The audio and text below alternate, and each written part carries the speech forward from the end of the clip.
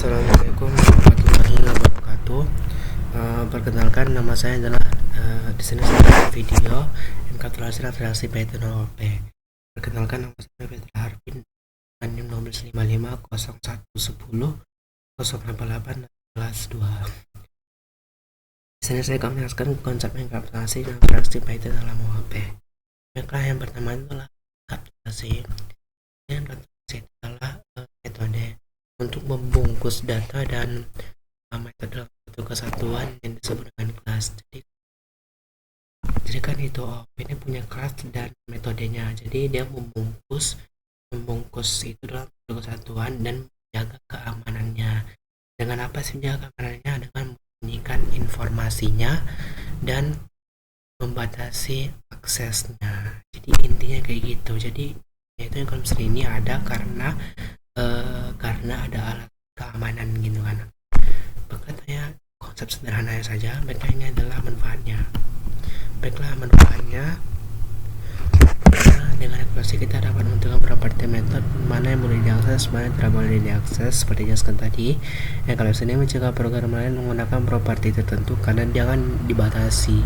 Pembatasan akses sangat berguna ya, karena semua mana beberapa selamatkan. Karena kan selain juga alasan keamanan, juga alasan kerapian kan. Program yang merancang tersebut menyediakan properti metode khusus yang memang ditentukan dari akses luar. Setelah keywordnya. Jadi dengan batasan akses ada 3 ya. Pertama public, private, dan protected. Ini adalah batasan akses. Pertama adalah public. Jadi publik ini dapat diakses oleh seluruh rekan buat masuk oleh kelas turunan. Jadi siapapun bisa mengakses kelas tersebut. Contoh adalah di IG lah. Di IG kita bisa mengakses akun kita sendiri. Berarti itu dipublikkan kan. Sebenarnya private. Berarti masuk private tidak berhasil termasuk custom juga. Banyak kode yang mengenai kelas sendiri mengaksesnya. Jadi private ini dia tuh hanya programmer atau pengelolanya itu yang boleh menggunakannya. Selainnya tidak boleh. Kayak gitu. Misalnya kita membuat misalnya di bank itu kan cara kerja bank itu kan hanya diketahui oleh penggunanya aja, makanya itu tidak boleh diapakan. Private ini dia tuh hanya untuk dirinya sendiri gitu, hanya untuk programmernya sendiri. Jadi adalah protected. Jadi protected sifat protected terdapat di asal luar, namun masih dapat di asal kelas itu sendiri juga kelas turunannya. Ya, protected adalah privat dan bedanya tetap pada akses kelas turunannya.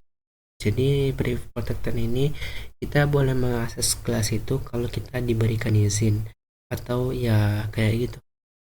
Hanya orang-orang tertentu itu protected. Ini adalah contoh codingannya. Jadi pertama adalah kelas bank self detik nama publik ya. Namanya publik itu saya biaya 500 protected. Karena kan biaya ini kan biaya member terus. Adalah saldo kita privat. Jadi ini rekening bank kali rekening nama. Nah, ini langsung error. Karena kita pakai ini, tanda ini kan. Tanda ini adalah privat, tanda ini adalah protected, tanda ini adalah publik. Kalau kita menggunakan tanda privat maka akan jadi error karena ya kita tidak boleh mengakses sebenarnya, makanya terjadinya error. Baiklah, selanjutnya adalah data hiding. Data hiding adalah konsep dalam programan OOP yang digunakan untuk menyembunyikan data atau atribut dalam sebuah kelas agar tidak dapat diakses secara langsung oleh luarnya. Tujuannya itu agar prosesnya tidak rusak karena perubahan sembarangan. Contoh sederhana itu banyak bayangkan rekening bank ATM itu. Saldo di ATM itu kan tidak bisa diakses atau diubah langsung. Untuk menambah atau mengurangi saldo harus proses resmi, misalnya setor atau tarik uang gitu. Nah, kayak gitu konsepnya. Ini contoh programmernya data hiding. Nih. Jadi kan inti itu rekening bank itu kan disembunyikan. Untuk mengakses bank itu kan kita punya metodenya sendiri yang disediakan oleh mereka. Jadi kayak gitu kayak ini. Defisit saldo disembunyikan ini privat, makanya pada akun saldo itu tidak boleh, tidak bisa diakses langsung karena kita tidak mengaksesnya.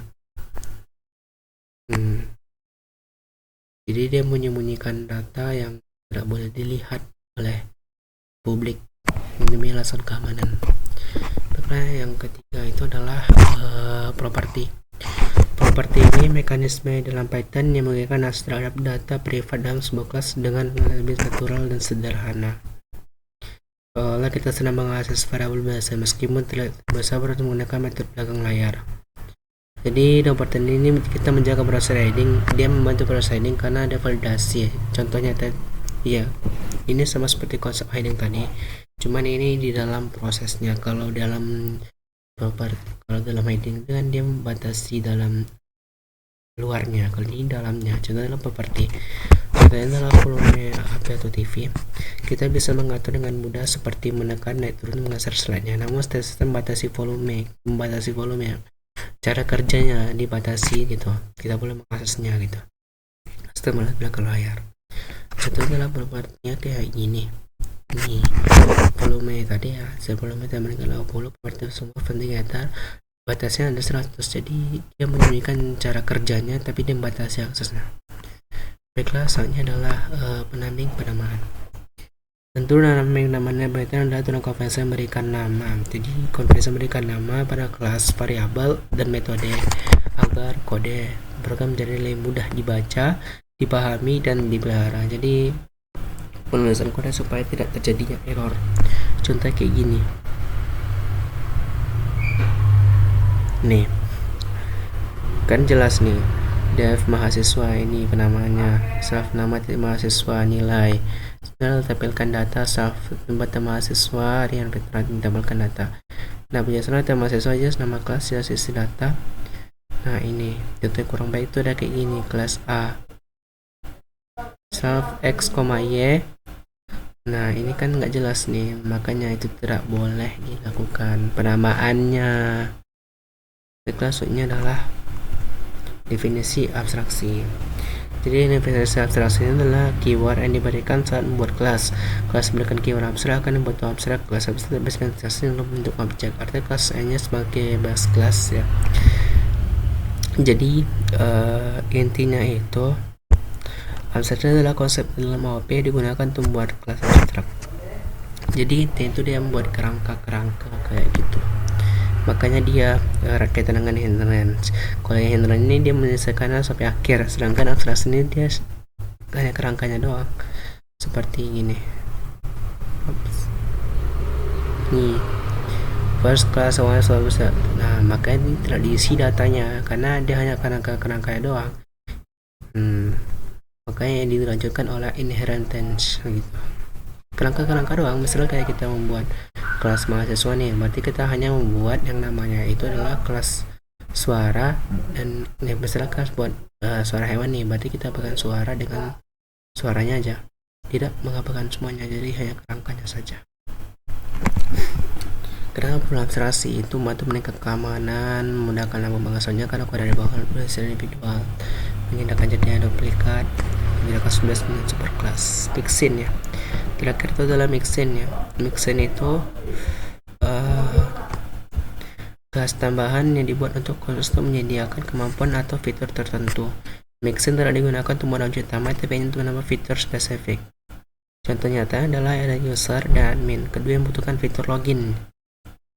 Daripada menulis login kedua kalinya, kita boleh di mixin yang menyediakan fitur login. Jadi dia membuat dua AOP nih, dua AOP, ada AOP 1 dan AOP 2, dia gabungkan gitu. Itulah mixin. Contohnya login tadi ya. Ini login. Nih. Dev login nih.